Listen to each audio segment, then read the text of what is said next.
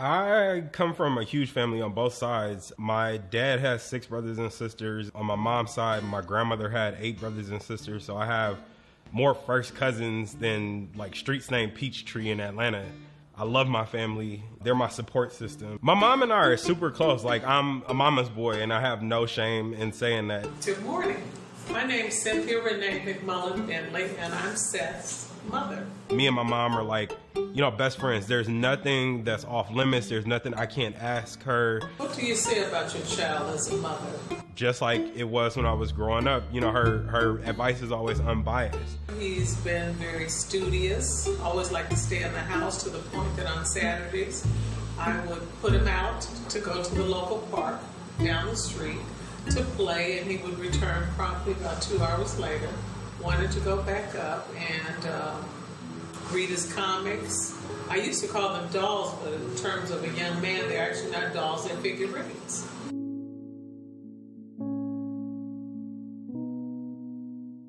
My mom is the one that I credit for my palate. She tried to expose us to as many different types of cuisine as possible. And one of our favorite things, me and my mom love Pan-Asian food, like everything Filipino, Japanese, Chinese food, anything you name it. We try to go out and get that a lot as well as prepare it. So the dish that we're gonna make today is kind of a play on that. We're gonna make shrimp fried cauliflower rice. About 3 years ago, my mom was diagnosed with congestive heart failure, and it was something that rocked me to my core. The symptoms became worse. I could not walk 2 steps, 3 steps without being completely out of breath. My foot swelled even more. There were shoes I couldn't wear. I couldn't breathe. Months that I had to sleep in the guest room with my feet up because of the swelling. And after about 6 months of going through the medicine, it was determined that I needed a pacemaker.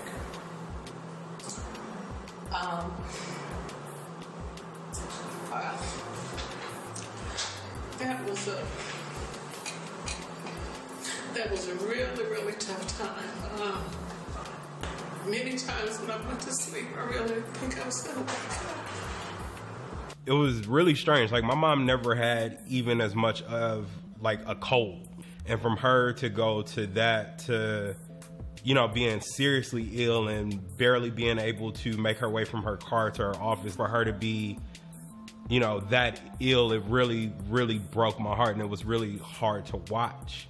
And in that journey that I went through, I've always had a battle with my weight as well.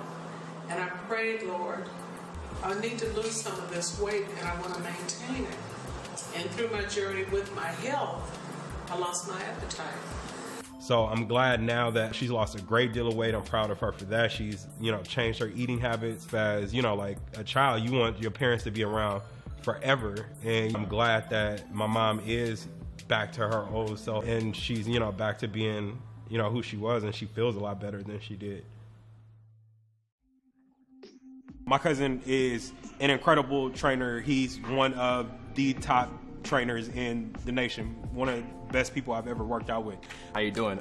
Gerald, Rassan Fitness. I build, total overall, fit bodies. So using your, entire self, building your core, your glutes, your back, shoulders, everything that's going to be complementing, a perfect physique. Growing up, Gerald and my other little cousins would come to me with advice. And now that I'm getting older, I find the roles are reversing. Like, I can't really call G my little cousin anymore. He's bigger than me. And I'm like, man, I admire you. I admire the shape that you've gotten in. I admire the career that you've created for yourself. Teach me the ways of the Jedi. I was always the fun, annoying little cousin that made everything trouble. We all went to the same elementary school, and my grandmother babysitted us all during the summer. So we were always together. So it was always his brother, and then my brother. Playing video games, fighting over video games, fighting in the front yard, backyard, playing in the pool, driving my grandmother insane. We were getting babysitted by my grandma, and I bit his brother actually on the back.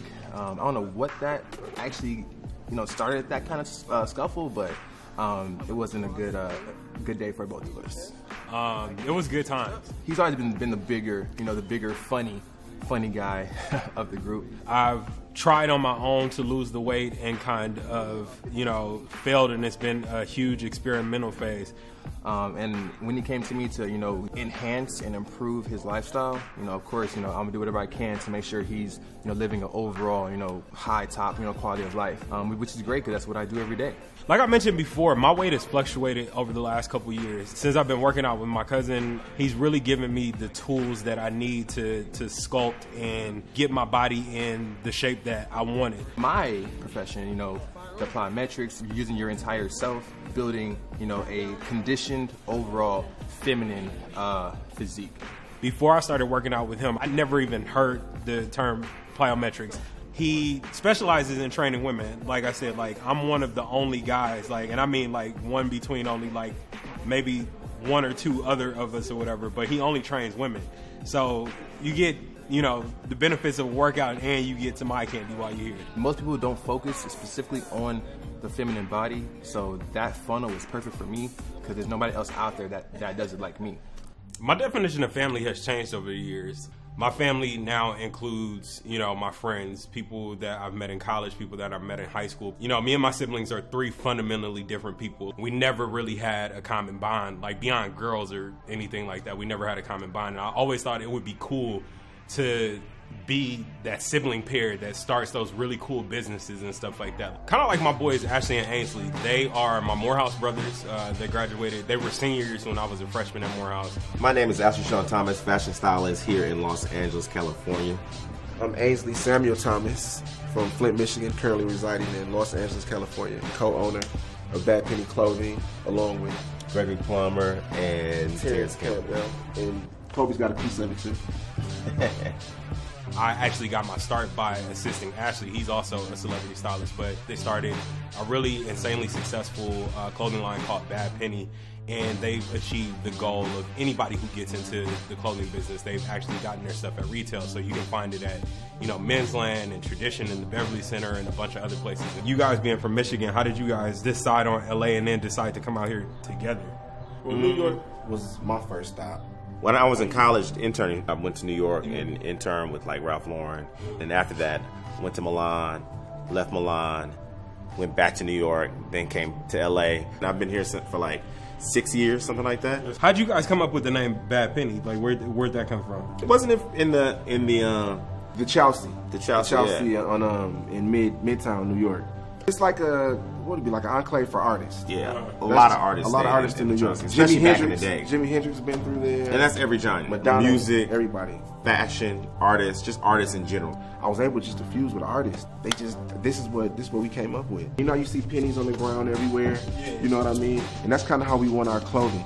It's for everybody, everywhere. A penny is the only coin of color.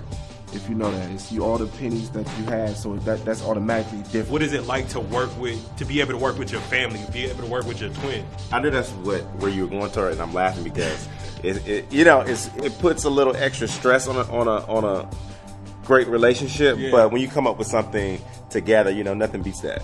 The collection is amazing. Tell me about where the inspiration came from. I think all of that has been a process as we come up with the line. We want to do something that's a little bit more innovative, some things that you don't really see. You know what I'm saying? Yeah. So the wash that you see on this shirt is really something that other brands aren't doing. You know what I'm saying? We always kind of wanted to come up with something to dress ourselves with, to be honest. Where do you guys see, the brand going, moving forward? I hope to be moving in is doing more of these cut and sew kind of pieces. You know what I'm saying? Where here we have a pure threaded mesh, you know what I'm saying, short, and maybe we'll do tuxedo stripes down the side. Something that's a little bit more, like you said, time is getting more into luxury sportswear than just sportswear. You know what I'm saying? This is my family. Whether blood or not, I love and cherish my relationships with them.